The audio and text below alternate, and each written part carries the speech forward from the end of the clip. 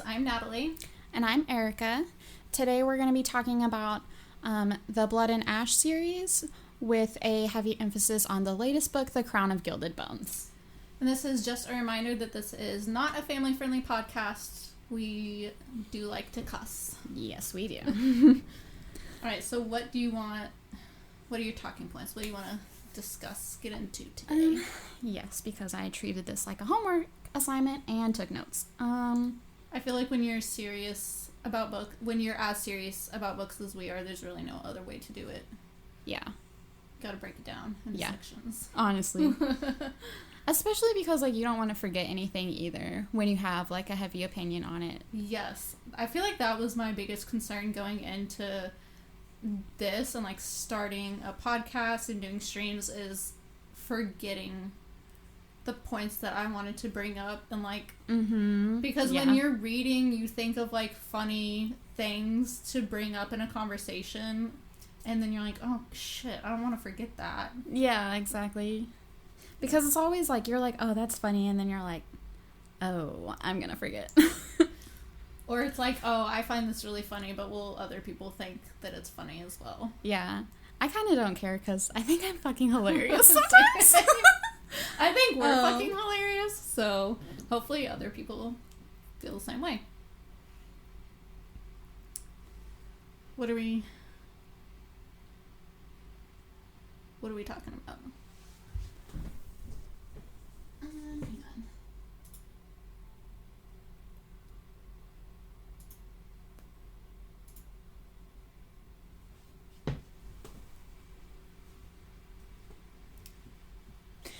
I didn't turn down our music, so whatever. That's nice.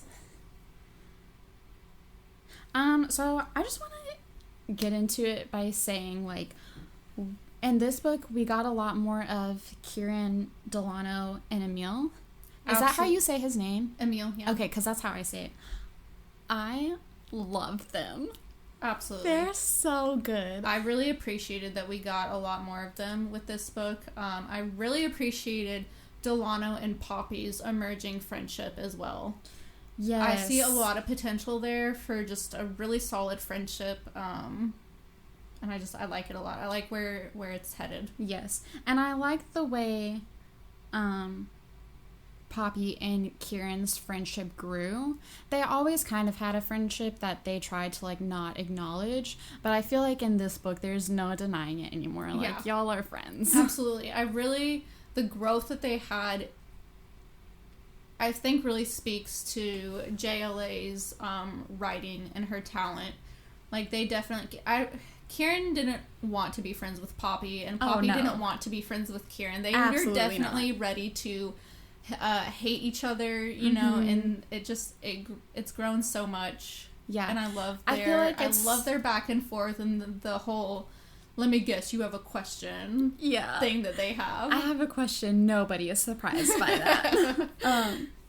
I feel like it's definitely one of those things where you meet someone and you're fully prepared to hate them, and then you're like, oh shit, I kind of like this person. Yes. And it's I feel like it's probably one of those things where they knew that they were going to like each other, and it was something that they just especially I think for Kieran's part.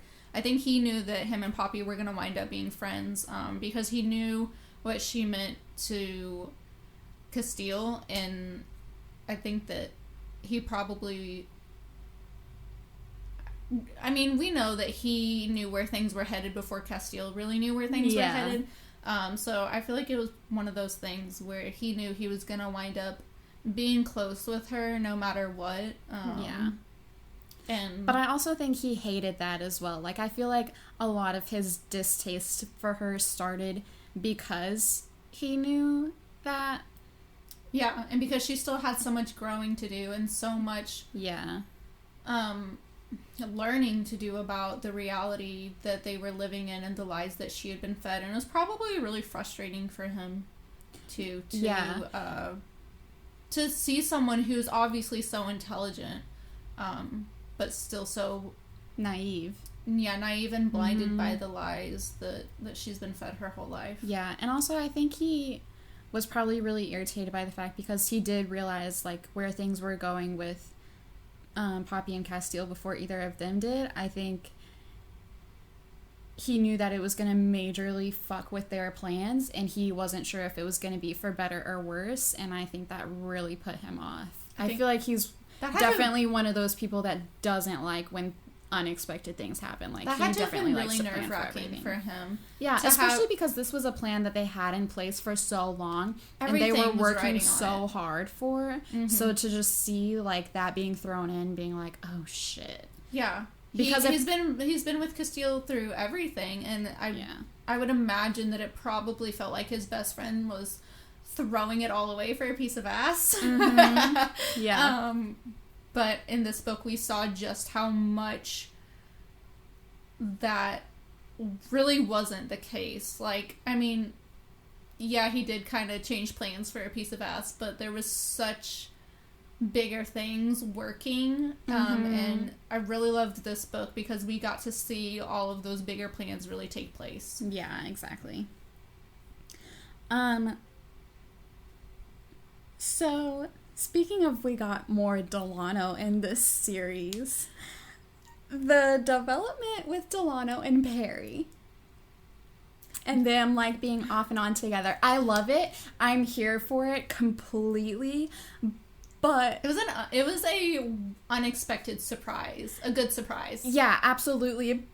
But my questions come in on the fact that Poppy had 0 questions.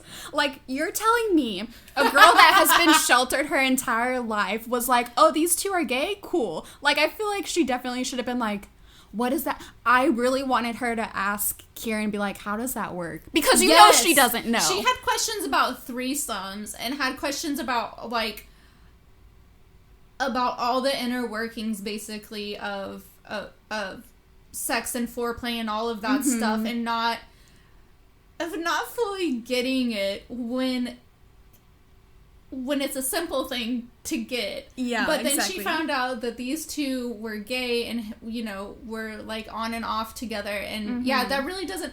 I never thought about that. I just really focused on how that was an unexpected but pleasant surprise, and how I really liked that for Delano. I'm glad you brought that up. Those two happened first for me, like, simultaneously. I was like, oh, this is nice. And also, like, I love how quickly she accepted it. She was just like, oh, cool. But then seeing her accept it like that, I was like, you mean to tell me this bitch is as sheltered as she is and she has 0 questions? That is fake news. I'm sorry. She was definitely asking Kieran about that. Like, little whispers here and there, like, so how does that? What happened? Like, I don't understand. But that's something that I love about Poppy, is even though she is super naive and has been really sheltered her whole life, she's never like felt embarrassed or what's the word I'm looking for? She's never had any like negative feelings towards that.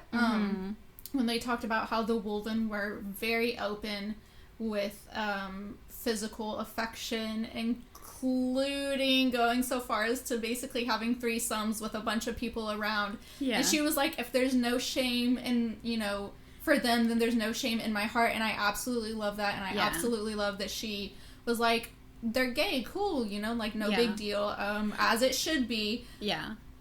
But it doesn't make sense that she didn't have any questions about that. Yeah. Like, But I do love that she is still embarrassed by it. Like, she does, like, when the Wolven all, like, kneeled in front of her naked, and she was like, this what? Is... Like, what? Yeah, she was like, what is this going on?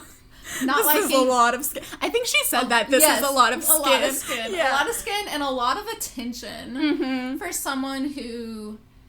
You know, she's always gotten a lot of attention, but she always had that attention with a veil over her face. So that barrier was really, I feel like would make that attention easier for anyone. Yeah. But to have to look a bunch of naked kneeling people in the eyes, that's awkward. Yeah. How do you deal with that? That's awkward for anybody, but she takes it in stride. I feel like she takes it very well, and she's like, as much as she's embarrassed, she doesn't really, like, you can tell that she doesn't have any negative feelings about it. She's not like, oh, don't do that. Like, she realizes, like, hey, this is just how they are, and she's like, all right, I'm just gonna have to learn to accept this and deal with it, and that my embarrassment is my own to have, and like not theirs. Yeah, it's not for them to deal with, absolutely. And very humble. You know, throughout this whole thing, she could have been very like stuck up in just like holier than thou attitude. Yes, because she's been so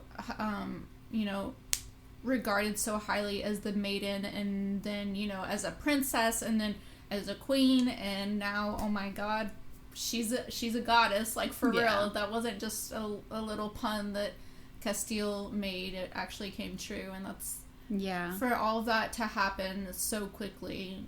She for her to still, you know, stay true to herself and be humble about it.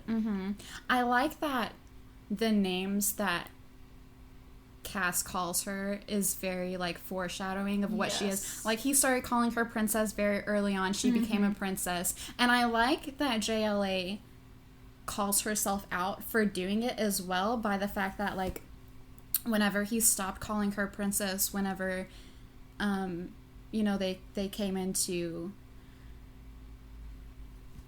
Oh, the city. Yeah, whenever they came into the city and he stopped calling her... No, it's not their capital. Is it their capital? No, he stopped calling her that before then. He stopped calling her that pretty much as soon as everything happened at the temple. Yeah. He stopped calling her princess, and I like that she has Poppy address it and be like, you've barely called me princess since we got here. Yeah, and he said something along the lines of, I'm surprised you noticed, or something like that, Yeah. That's also something that I appreciate about JL's writing, is the little foreshadowing that she has. It's fun. Yeah. To be able to pick things up and kind of get an idea of where the story's gonna go, but still be surprised by it, because I was surprised by how it played out in the end. Oh yeah, I was surprised too, especially like the first time he called her a goddess, and she was like, I'm not a goddess, and he was like, you are to me and to everybody else. And then it was just kind of, they just kind of like played it off like it wasn't really a big deal. Yeah. And so I didn't think anything about it. Like, I knew at that point I had realized that what Castile called her was very foreshadowing, but I was like, there's no way she's a goddess. Like, the time periods don't match up, the math doesn't make sense, you know, and all of that. But then obviously she is, so it was still surprising to see like how that developed. Yeah, JLA was really creative in how she made that work, because I was the same way. I was like, how are you gonna make this work? Yeah, for her to actually be a goddess. And because the gods have been asleep for so long that like the time frames and her age, like none of it really added up at all. Agreed. Yeah, that was really nice. So speaking of the Wolven being very open and sexual, so when she was watching Kieran on the beach, and then it was like the next day or whatever, like whenever they were alone together again, and she said, I have questions or whatever it was, and he was like, oh, about you watching me, and... My man's really did not have to bring that up. Man, he really was like, I know you were watching, and I'm going to call you out on it. But my question was, how did he know that she was watching? Did he know because he just knew it was one of those things that, like, because like, he's known for, like, just kind of knowing things like that? Yes. Or did Castile go up to him and be like, yo, my girl was watching you? Or did he look over? Because we know that they have heightened senses, and, you know, including eyesight. Did he look over and see her and Castile watching him, and that just we didn't get that because it was from Poppy's point of view? I feel like if he would have seen that, we would have gotten it, though, because you know that would have made Poppy feel really awkward if she saw him seeing her, him. Yeah, that's true. That's true. I feel like she would have been like, ooh, and like looked away really fast on the whole like, ooh, and just the voice. I wasn't watching. Yeah. Doesn't even look away, just closed her eyes. Just like looks up at the sky. Oh, look, the stars. Oh, the stars are real pretty. They're so bright. Wow. Have they always been that bright? She definitely would have gotten embarrassed That and done that. I feel really, like really bright. It's Look at really the burning hot. Should we like move away from the fire? Because did anybody else notice the flames, or is it getting hot, or is it just me? I feel like we definitely would have gotten that. But I feel like someone had to have mentioned it. I feel like someone had to have mentioned it to Kieran, like, yo, when But my thing is, who would have mentioned it? I feel like even with as close as Kieran and Castile are, it would have been super... I wouldn't put it past Castile. I mean, Castile straight up said that he wanted to fuck her on the table with... Kieran was in the room, Neto was in the room. Who else? I think Jasper was in the room, too, at the time. I think so, too. So I feel like Castile just gives no fucks, and... Could you imagine being horny enough to be like, yo, my best friend's dad is in the room, but I'm still trying to fuck you on this table right now? God bless. I like that this series, that the characters are free, and there's no, like, stigma around this. Yeah, I agree. But it's still, for us in the real world, shocking. Yeah. For this person to you know, be in a room with his queen and his best friends and their dad and be like, yo, you threatened the girl that everyone said I was supposed to get engaged to, and that just really makes me want to fuck. Like, yeah. Dude, dial it down. Jesus. Can we talk about that meeting too, when she met Gianna?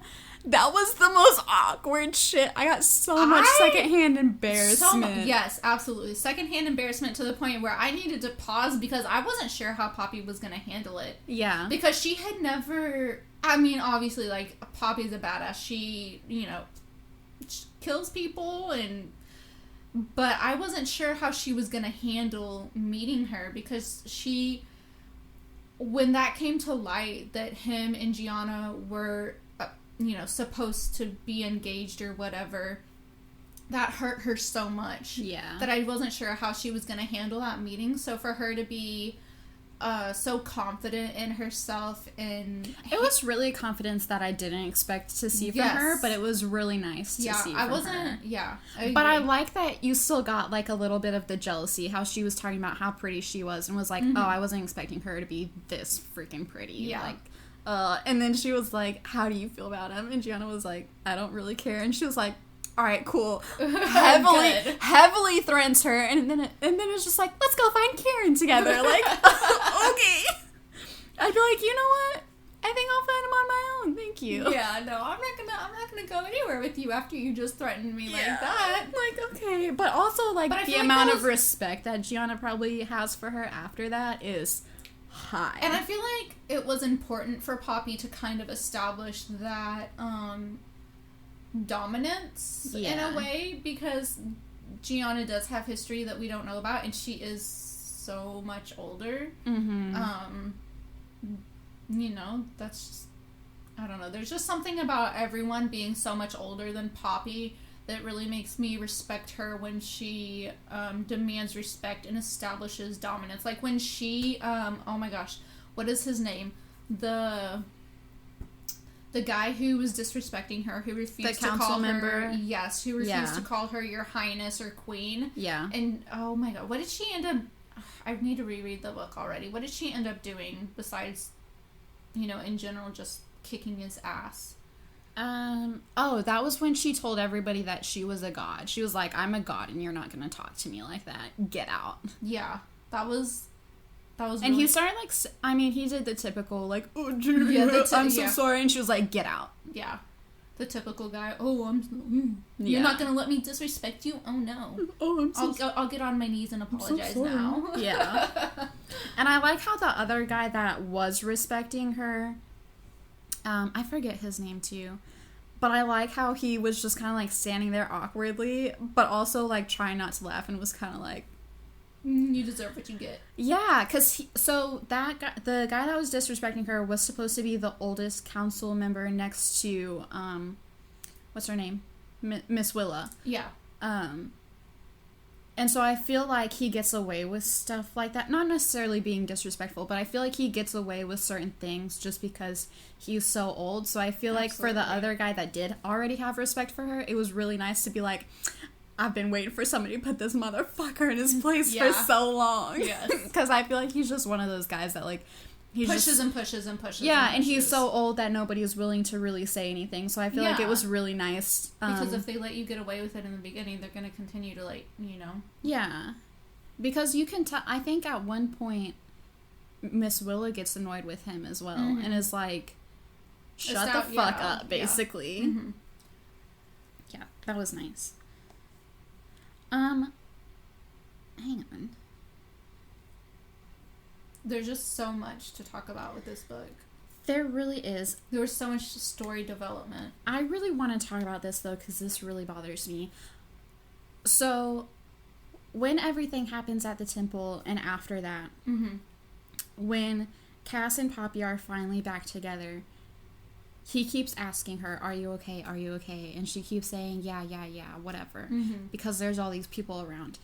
The second he gets her alone and is like, stop lying, she loses it and starts crying and everything, which is normal because, you know, you just went through a lot of trauma. But also, I feel like, granted, I feel like a lot of it might have been like her coming down from the shock that she was in and everything else. Yes. But I feel like with as much trauma as she's been through, like, nobody's cared about her emotions her entire life except for Cass. Yeah. So it's weird to me that she's able to open up to him so quickly. Like, I know that she has full trust in him and everything else, but I know even for me sometimes it's hard to open up to people that I know trust and that have always been there for me, and I just feel like it's weird. Yeah, I feel like maybe the heartmate bond might play into that. Maybe, because I feel like a lot of times, like, I don't even really know what emotions I'm feeling. I have to, like, talk through it. So it's weird to me that she opens up to him and is like, oh, this is how I'm feeling. Like, how do you even know that that's what it is? You've never been allowed to feel anything. Everybody has just kind of been like, yeah, that's great. Now suck it up. Yeah. Because even Victor, who cared about her so much, was like, oh, I'm so sorry. You're going to have to deal with it, though. Yeah, you're going to have to deal with it because you're the maiden. Yeah, exactly. And so she's never really been allowed to, like, feel anything. Yeah. Or have those emotions. So it's weird to me that, number one, she opens up to him so quickly, and number two, that she even recognizes, like, what she's feeling as being not okay to feel, even. Yeah, that makes sense. But I don't know. I definitely understand where you're coming from. I feel like some people, though, just kind of have that, I don't know, are lucky enough to have that ability to understand their emotions. And I feel like Poppy, she has so many questions and just talks a lot and talks through a lot with Kieran and Castile that she probably has a lot of inner dialogue as well. So she's probably spent a lot of time with her inner dialogue, talking through what she's feeling. Yeah. And the books that she reads, you know, whether it was her being allowed to read or her sneaking, probably helped her be able to identify her emotions as well. And I think being able to see emotions on other people, like how she tastes it and she can feel it and everything. Yes, I think that helps her recognize it in herself as well. But I still feel like it's weird. It's a little bit weird to me that she opens up so quickly. I think it's a little bit weird that she identifies emotions with food. Yeah, or like taste. That's kind of odd to me that, like, love tastes like chocolate covered strawberries. Yes. Yeah. And then what was another one? There was something that tasted like lemons, I think she said. Confusion, I think maybe. Tasted like a little lemony.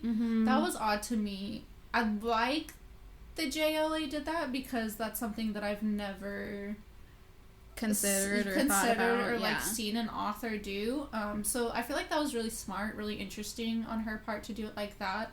And it's weird too because in some way, like, whatever she associates it with kind of makes sense. Yeah. Like, to have love feel like taste like chocolate covered strawberries for whatever reason makes sense. Yeah, exactly. Or for like confusion to be tangy. Yeah. Yeah, makes sense. And like guilt tasting bitter, like something bitter. Yeah. That makes so much, that makes perfect sense. Yeah, it all makes perfect sense, but it's just not really something that you would think about, like, on your own, I feel like.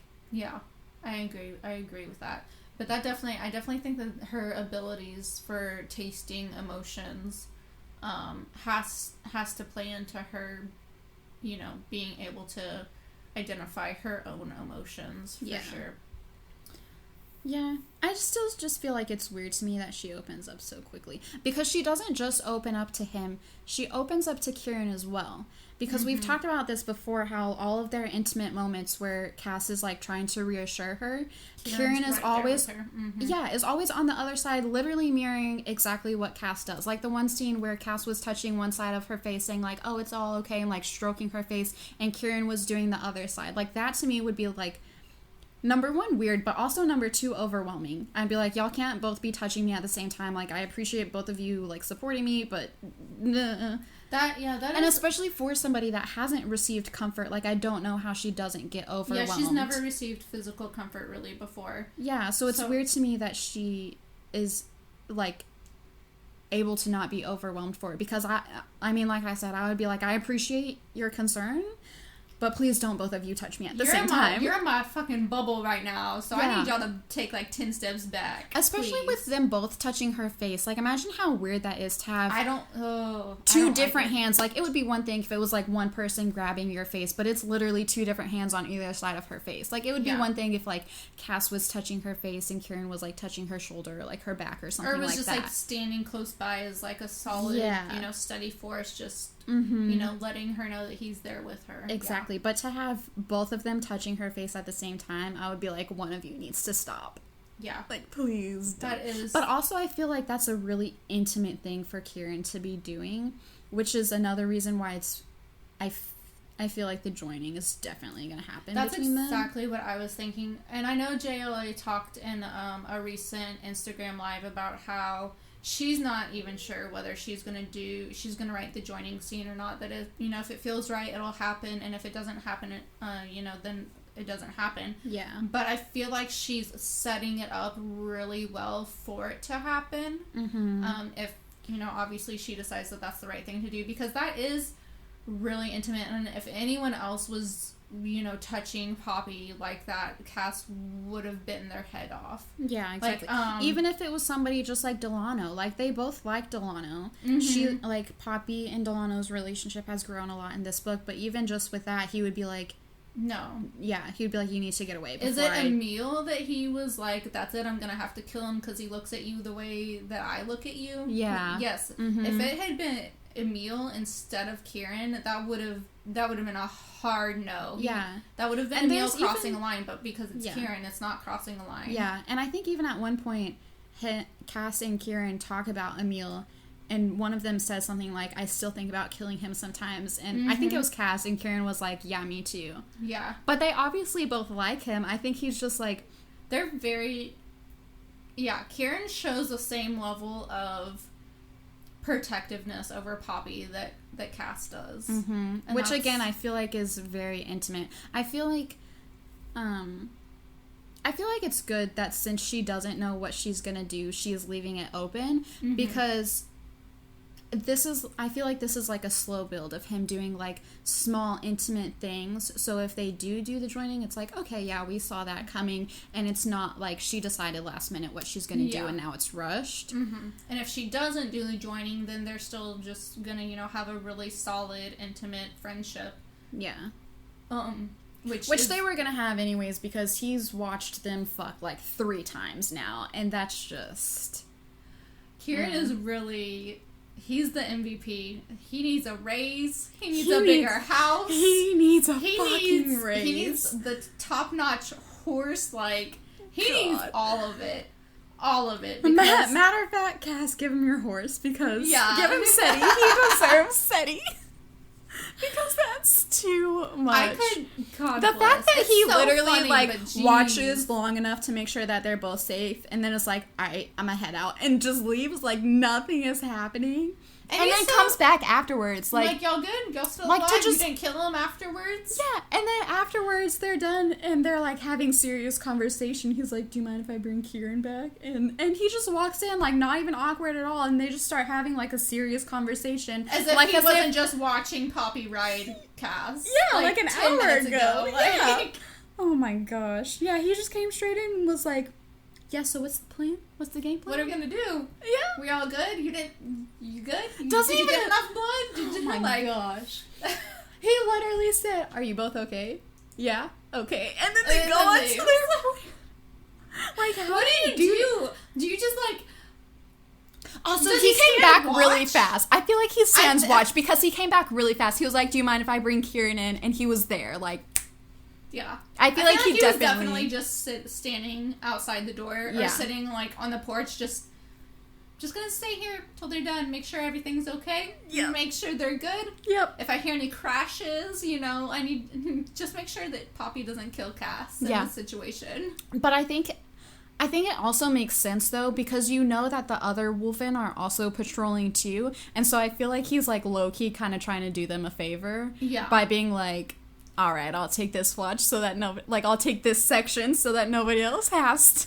I mean, because if you think about it, someone has to, right? Yeah. I mean, they're the future of their kingdom, so you can't just leave the door unguarded just because they're going at it. Yeah. Like, I feel like he's low-key like, I already took one for the team by being in there, I might as well just fucking sit here and listen to it. So many times it's not even funny. So, but could you imagine? I just imagine him like sitting like crisscross on the porch, just being like, low-key, I wonder if... just like here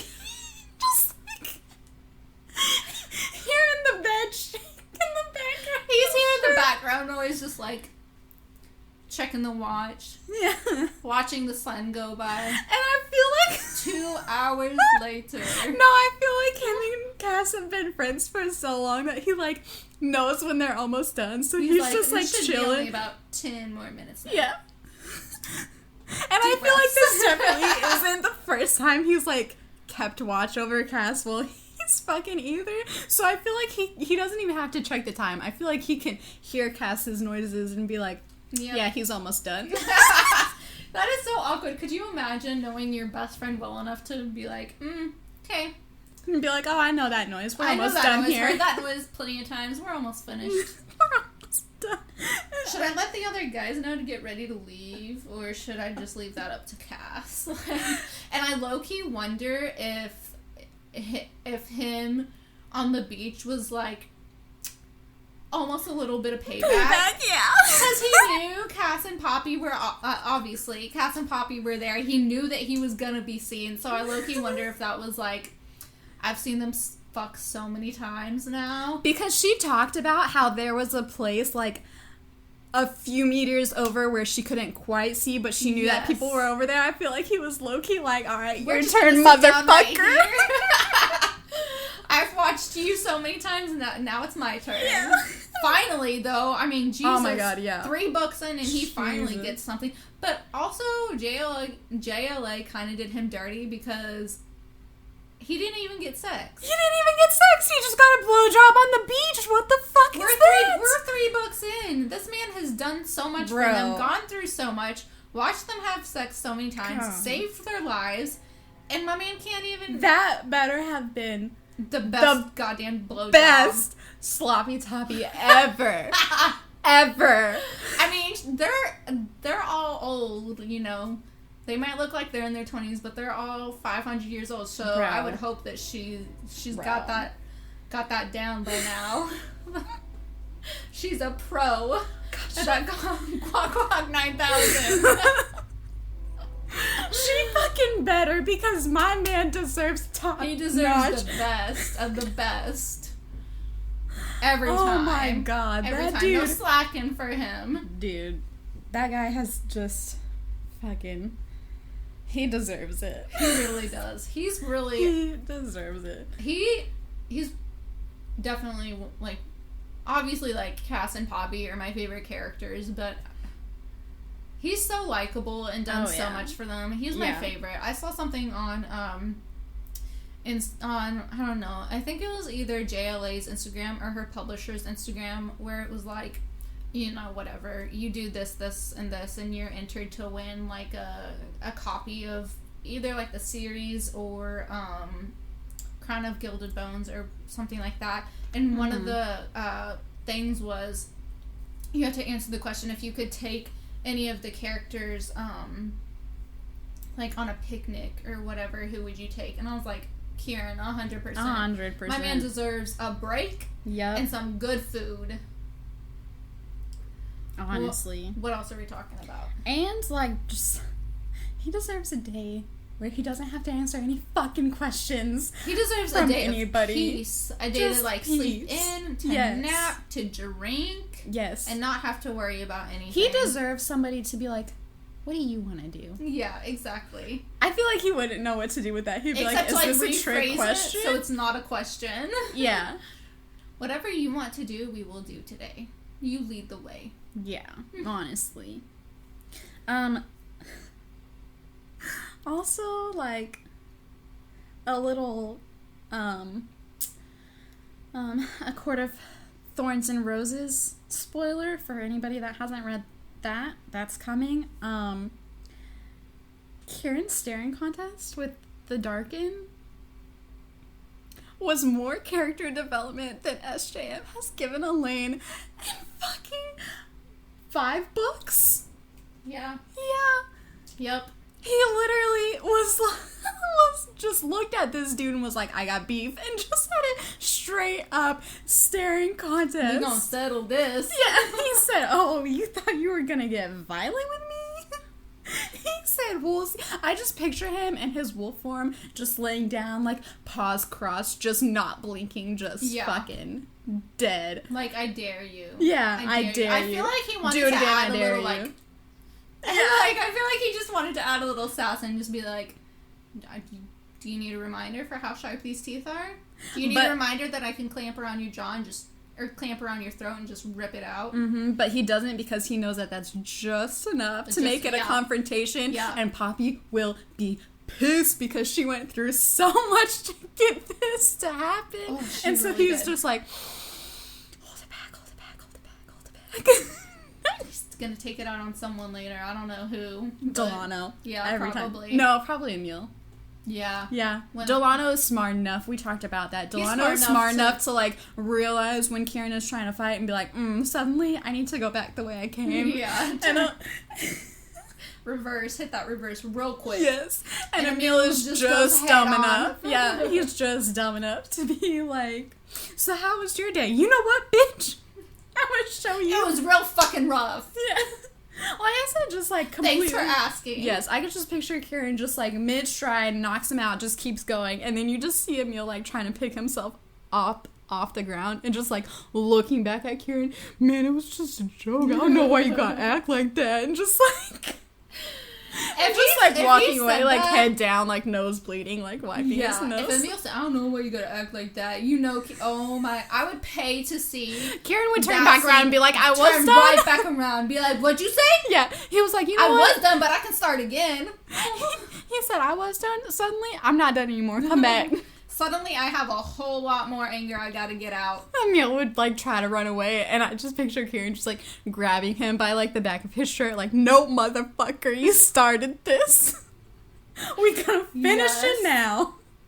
Emil, like, shifts and tears his shirt. Oh my god. I'm getting out of here. I can't take this anymore. Emil's like, I'm sorry. I can't do another broken nose. It's taken too many hits, my guy. We have like 3 more books to go, right? Yeah, she said it was going to be a 6-book series, I think. Yeah. I wonder how many times we're going to have to see Poppy heal. It would be funny to see Poppy have to heal one of them, like Emil or Delano, because of a skirmish. You know, not one that's serious, but one that's just, you know, over bullshit. Yeah. In between the wolf, and it would be funny. For Emil to say some stupid shit, just pop off with some stupid shit, and Castile or Kieran just pop him and break his nose and probably be like, this is the second time Yeah. In 3 months, I've had to heal your nose. That would be... I want to see her heal them hilarious. and be like, if I have to heal you one more fucking time, I'm going to break your nose myself. Yes, exactly. Exactly. No, that wouldn't be her. She would definitely just threaten to stab them. Yeah, that's true. Yeah. That's true. Yeah. Yeah. If I have to break your nose again, I'm just going to stab you. Yeah. If you get your nose broken again, I'm also going to be healing a stab wound because I'm fucking sick of it. Yeah. And then... I love it. God. That would be on par with her character as well. Yeah, it really would be. I agree. I love that I love that that's like her thing. As stabbing people? Yes. And she insists that it's not her thing. She's like, why does everybody act like that's my thing? I don't even do that often. And everybody is like, yeah, you do. Yeah, you do. You stabbed cats in the heart. Yeah, so, you literally started your hadn't- relationship by stabbing him straight in the heart. Even if you hadn't stabbed anyone else before or after that, it still would be your thing strictly because you stabbed the man in the heart. Yeah. So, I think and that's not like a light stabbing. Like, no, you went Jesus for Christ. the heart. Which, granted, like, you went in between the ribs. Yeah, which, like, granted, she's used to killing the Craven, and, like, it has to be, like, a solid, like, kill shot every time, so that's basically all she knows how to do is just straight up kill shots, but, like... But still. That's still... Yeah. She gave no fucks. She chose violence all the way. She really said, you want to lie to me? Bet. Yeah. You ain't never gonna do it again, bitch. Gonna show you who the fuck I am. Yeah, exactly. Alright, what other talking points do we have? Do we have anything? I don't have anything. What else do you want to talk about? I don't know. I feel like we covered a lot. I'm worried for Cass. Like, the end of the book was just so emotional. Gosh, I'm so scared for him. Because even if they don't touch him at all, if they don't talk to him, it's still going to be so jarring. Because they took him straight back to where he was being held before. And that's going to bring up so many bad memories. It's going to bring up so much PTSD for him. Yeah, because even, like, when we got his POV of the Red Pearl scene, even still then, which we have to remember, that was, like, 2 months ago, maybe. Yeah. He was still he was talking about how he was still struggling with realizing that he wasn't there anymore, and he had been free for years and years at that point. I think he's been like free for like 200 years or something. Yeah, right. It's been a really long time. It's been a really long time, and he was still struggling with like dissociating and like going back there and his PTSD and everything else. I'm so concerned for his mental health and what's he gonna be like when, I mean, we know it's not gonna take long for him to be rescued, but I worry for what it's gonna do for him, and even just I worry about Poppy seeing him like that. Yeah, I mean, he's seen Poppy through so much, and I know that they'll get through it together. But I just really worry for him, and I don't. Man, it just hurts to see a character that you love so much, like, know that they're in such a bad situation that can really just crush them mental health wise and break their soul. Yeah, exactly. And also, I'm really concerned too because he doesn't really open up to Poppy about stuff. He's always like, oh, it's fine, like, it's in the past. Like, he's never really talked to her. They've had a few, like, deep conversations about what happened, but he's always really reluctant, and I know that he's obviously the type of character where she's gonna find him and be like, are you okay? Are you okay? And he's gonna be like, oh, I'm fine. And we're all gonna know he's not fine. Not. He's been so focused on her and helping her deal with all of her trauma this whole time. And I don't think it's necessarily that he doesn't, like, want to open up to her or anything like that, but he doesn't want to burden her with his past trauma when it's been so long. And she has, like, more current trauma to work through. But also, like, he's been helping her work through her trauma so much that I feel like he's almost forgotten that he has trauma of his own. Yeah, he's been able to focus on her, and that helps a lot of times. But, but also he needs to be able to deal with his own trauma, and being thrown back into this situation, I feel like it's going to be really jarring for him to be like, oh, shit, that's right. I have a lot of shit that I still need to work through, too. Yeah. So but also, I think it's going to be nice because it'll give Poppy a chance to be like, you've been there for me this whole time. Let me be there for you. Yeah. Let me help you the way that you've helped me. Like, yes, I have trauma too, but we can work through our trauma together. It doesn't have to be just you helping me or me helping you. Like, we're a team now, we're married, you're my husband, I am here for you. Yeah. I agree. It'll be really interesting to see what all takes place in this next book, and I'm really happy that we don't have to wait a long time. That's one. I don't know how JLA does it. She has so many series going on, so many books that she's writing. Mm-hmm. You know, she has another series that's related to the Blood and Ash series coming out towards the end of this year, and then the fourth book in the Blood and the Ash series is coming out early next year. And I am so thankful that it's coming out early next year so that we don't have to wait a long time. But, man, kudos to her for producing so many and well-written stories and characters in that short amount of time. That's a lot. I mean, it really is a lot. It's a lot of dedication, a lot of work, and man, for her brain to be able to have all those characters and stories going on at once. And to keep them all straight, too. Yeah, that's incredible. Yeah, and, like, on track, because she has at least 2 series that she's both, like, in the very middle of right now, so she's, like, in the meat of everything, and she's not getting anything confused. Like, none of her stories are lacking anywhere. She's on point. Yeah, props to her. I really enjoy her writing. I definitely couldn't do it. No, are you kidding me? No. Especially that many. Jeez. Yeah. You go on, like, Goodreads or Barnes & Noble and you look her up, and there's so many pages just of her works in English, not even, you know, including the prints in different languages that are available on Barnes & Noble. So that's a lot of talent. I wonder how old she is. Do you know how old she is?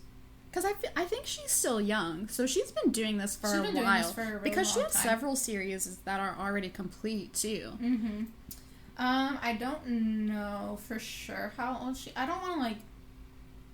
I don't know. I feel like she's probably in her 30s. I think she's, like, early. That's what I was thinking, too. Early 30s. Because she really doesn't... She doesn't look that much older than me, in my opinion. Yeah. And I don't... Yeah. Either way, that's still really young for her to have. Yeah, I mean, she's not like a 60-year-old person who's had 30 plus years of writing experience. Yeah, exactly. Yeah, she's young for sure. That's crazy. That's incredible. Yeah. Imagine being that talented. Like, can't imagine. Just imagine. Imagine all of that going on in your brain. I wonder how noisy it is. Yeah. Also, I wonder, like... Oh, shit. I forgot what I was gonna say. I just wonder what that's like. Like... That must be such an... I wonder if it's overwhelming, or if she's like... Here I am going on another adventure. I feel like it probably has to be a mix of both. Sometimes it's overwhelming, and other times it's like do. Yeah. I feel like she probably just writes down every single one of her thoughts and then just like sorts through it later. Yeah. Because there's no way that you can compartmentalize that much and still retain all of it. I feel like she probably writes down so much. Yeah. Like, you know how there are some people that just like... They'll just, like, start writing shit down on their walls so that they don't forget anything. I feel like she's, like, one of those people. Yes. That has, like... That, like, always has, like, a notebook with her so that if she gets an idea while she's, like, at a restaurant or something, she can be like, here, let me just jot this down. Or at least, like, has a pen so that she can get a napkin and be like, let me just... I wonder if she's the type of person that has, like, chalk walls, so she just, like, starts writing. Mm-hmm. Writing down, like, in her office, just, plot points, character names, that sort of stuff. Yeah, exactly. I know that's probably what I would have to do. Just have a gigantic wall that's just... chalkboard paint that I can just write on. Yeah, absolutely. That's funny. That would be incredibly chaotic. That would be chaotic because... But it would be so nice at the same time to see that on your wall. Yeah. But I feel like that's why to me, like, if I did something like that, I would just straight up write on my wall. Just however. Because the deal with the chalkboard is, like, you can erase it, right? But Yeah. if you're a writer, you don't want to lose any of that. Yeah. So I feel like I wouldn't ever want to erase anything, and then it would just be such a mess. So I feel like if it's gonna be a mess, I'm not trying to have like little white chalk flakies everywhere. You might as well just straight up hit it with a Sharpie. Yeah, that's true. I agree with that. Yeah. That's interesting. Do we have any other talking points? I feel like we covered the book, like, thoroughly. I think so as well. All right, we want to wrap it up? Yeah. Do you want to shout out our socials, where you can find us? Yes. You want to hand me that little notebook so I don't forget anything? Yes. Cool. All right, so you can find Ink Drinkers on Facebook, Instagram, Twitter, TikTok, YouTube, and Twitch. You can also find all of our social media links at msha.ke/Ink Drinkers.